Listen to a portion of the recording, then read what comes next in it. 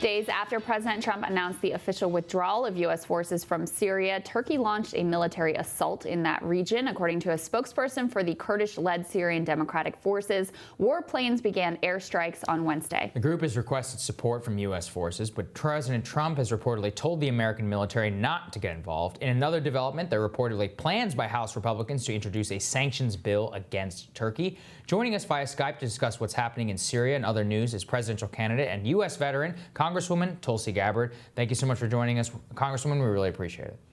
Thank you both. Great to see you. Of course. So first, your reaction to this news out of Syria. I know you've been outspoken on this issue for many years. There's bipartisan consensus, largely in Washington, that this is a bad idea. Your thoughts, Congresswoman? Let's go back to, I think it was December 2018, when Trump said that he was going to withdraw our troops from Syria. I put out a tweet at that time saying that we need to bring our troops home, but the withdrawal needs to be done in a responsible way. What we've seen just happen here with Trump's decision is neither. You know, our troops are still in Syria. He is not withdrawing them from that country. All that he's done is remove them from the northern border of Syria, really laying out a red carpet, a green light for Erdogan and Turkey to launch an ethnic cleansing, an offensive against the Kurds, slaughtering them, which is what's happening now. How we got here is important. You know, Trump and his administration have lied to the Kurds for so long, saying, we're going to be here for you, we're going to support you, we're going to provide you with the protection that you need, blocking them and preventing them from negotiating with or reconciling with the Syrian government to form a common defense of the northern border of Syria against a Turkish invasion. And this is the problem that we find ourselves in now, is because of this, because of Trump's failure to end the regime change war in Syria, the Kurds now are paying the price. Mm-hmm. What does a responsible exit plan from Syria look like, in your opinion, Congresswoman? Well, if that had happened back when Trump first announced his withdrawal, it would have allowed the Syrian Kurds to do what they wanted to do.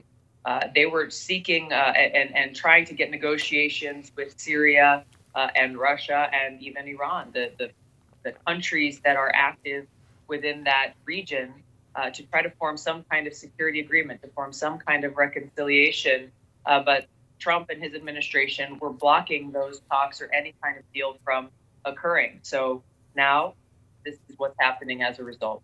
Mm-hmm. So the other news item that we had wanted to talk to you about, Congresswoman, is you tweeted your announcement that you are considering a boycott of the Democratic debate. Can you reveal to us whether you'll be doing that? I'm thinking through it very carefully. You know, the reason that I sent that tweet out, the reason why that I'm thinking through whether or not I should boycott the debate is because there's a very serious threat to our democracy. And right now, the voices of the voters are not being heard. The DNC and their corporate media partners are essentially trying to hijack this election process away from the responsibility that voters have. They're trying to be the ones to hold their own, essentially their own primary election before the primary election even begins, by deciding through their pseudo polls and arbitrary requirements who's raising how much money, how much grassroots support do they think they have, and determining who's winning and who's not winning, and blocking voters from being able to hear from all of the candidates who are offering to serve them as president. This is not how our democracy is supposed to work. This responsibility lies solely within the hands of voters. The DNC needs to get out of the way and let our voters exercise their right and make sure that their voices are heard. Mm-hmm. How will you ultimately come to that decision, and what's the timeline? Well, the timeline is short. I'm listening to a lot of the feedback that we're getting from supporters and just thinking through all of the ramifications of this decision. And really what it comes down to is how best to make an impact to bring about this change. Mm-hmm. What is the response from the DNC, if anything, been, Congresswoman? Are they upset with you? Because their claim this has been a very fair and transparent process from the very beginning. I'm going to guess they've been upset with you for a little while now, Congresswoman. That's a fair assessment. Yeah. No, we haven't really gotten a response directly. As you said, I've heard some of the sound bites they put out on TV. This is a fair and transparent process, but really it's not. It hasn't been. They're taking the rights away from voters. I hear from them all the time in Iowa, New Hampshire, South Carolina, Nevada, these early states where they take this responsibility seriously, where they go and they listen to each candidate running for president, ask the tough questions, and make a determination on who they would like to see as our Democratic nominee. Let's look at Jimmy Carter as an example. At this point in time, back when he ran for president, he was polling at 1%. But he went and he camped in Iowa. He went and spent time with those Iowa voters. He ended up winning Iowa. And obviously, as we know, he went on and won the nomination and became the president. But if you look at the standards that the DNC is putting forward today, they would be saying, well, you know what? He shouldn't be heard on the debate stage. This is why the DNC just needs to get out of the way and let the voters actually do what they want to do. What kind of questions do you think need to be asked of yourself and of your fellow candidates that have not been asked yet? Oh, as you know, we talked the last time I was there with you. There has been a very, very small amount of focus brought forward with regards to foreign policy and what kind of president and commander-in-chief any one of the candidates would be. As we talk about the situation happening within Syria, you see a lot of knee-jerk reactions, a lot of tweets put out, but you don't see voters are not able to hear the kind of depth and understanding, the history of the situation, the complexities, all of the different countries and actors that are involved, and that's the major thing that's missing in the debates that we're seeing. Unfortunately, it's become this commercialized reality television that is more about entertainment and ratings and profits than it actually is about providing voters the opportunity to be informed, in a real way, not in a 30 to 60 second soundbite. Yeah. Do you support Bernie Sanders put out this idea of banning advertisements during the debates? Do you support that? And do you also support his ideas around banning corporate contributions to the DNC and also to the inaugural committees? Mm-hmm. Yes, I agree with that completely.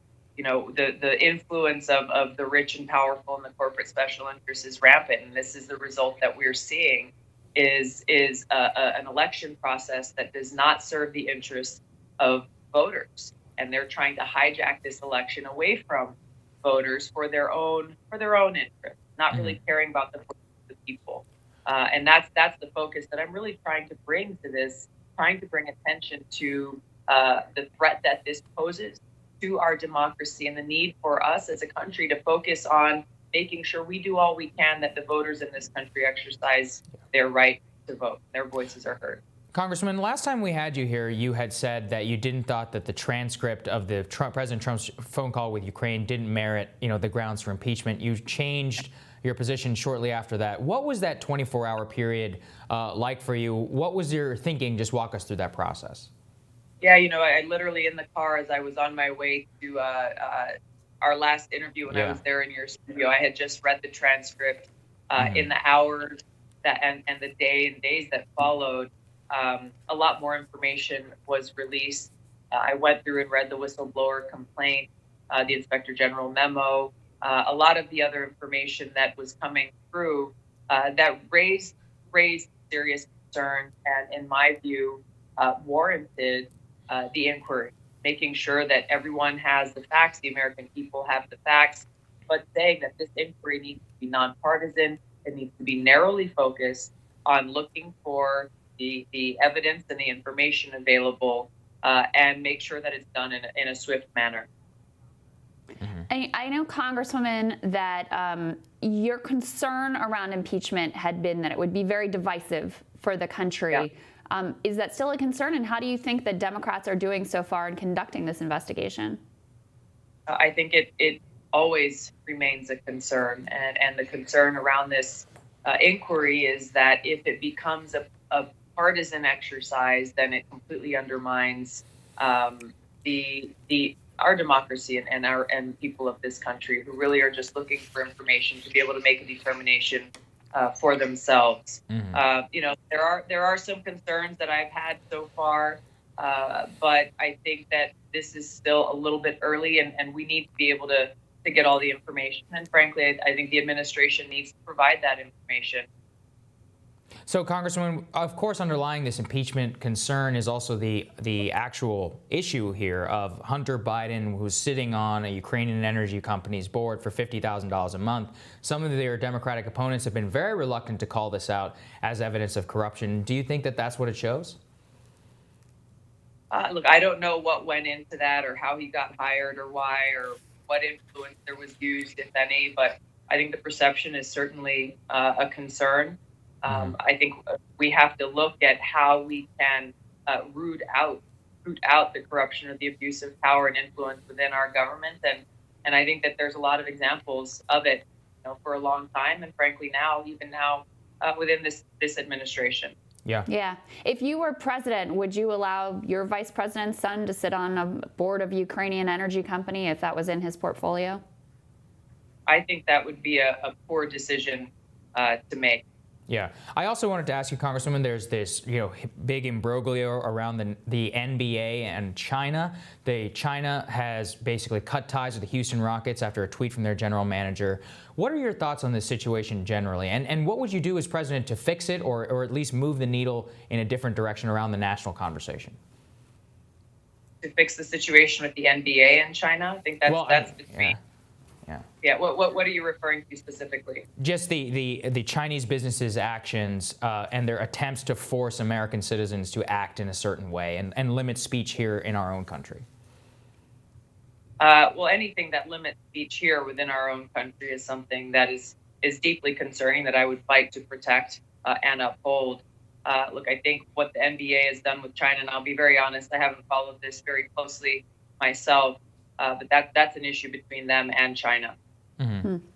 Congresswoman, another thing we wanted to ask you about is you raised some eyebrows, I think it's fair to say, in coming to the defense of Ellen DeGeneres, sitting with former President George W. Bush, who, of course, you of all people has been incredibly critical of in terms of the phony buildup to the Iraq War, where you served. Just tell us a little bit more of your thinking of, being pals with someone who essentially lied our country into war. What I put out was an affirmation of and support of the message that Ellen DeGeneres was sharing, really about kindness, which is such an important thing, no matter the circumstance and the situation. I want to give an example here. Look, I don't know her relationship with George W. Bush. I don't know what the backstory is there, but I'll tell you, a friend of mine in Congress named Walter Jones, I don't know if either of you have ever had the chance to meet him. He passed away not long ago, but he was someone who voted for the Iraq War, who was the guy who came up with freedom cries to stand up and protest against the French for not standing with us in that war. He had a total change of heart. He went to a funeral service that was held for a Marine who was killed in combat in Iraq. He met his wife and their 3 little kids, and he listened to her read at that funeral service the last letter that she got from her husband. And his being there really mandated that he be confronted with the cost of war and the consequences and who pays the price. And he shared just how he thought about that little boy who would never get to know his father. You've got to have the opportunity and the space to be able to treat people with respect and kindness so that you leave that opportunity for people to grow. He regretted, that was the greatest regret of his life, that vote for the Iraq War and being one of the biggest champions for it. And he spent every single day of his life doing all that he could to make up for it. Mm-hmm. Well, very well said and powerful story. I had a chance to interview him, so I know how much he changed his mind and what a leading advocate he was there. Congresswoman, always great to see you. Thank you so much. Thank you so much for joining us. Thank you. Coming up on Rising, while the controversy around Hunter Biden's business dealings has only recently entered the mainstream, it's not the first time that journalists have dug into the allegations. Ryan Grimm takes us all the way back to 2005 when Rising returns.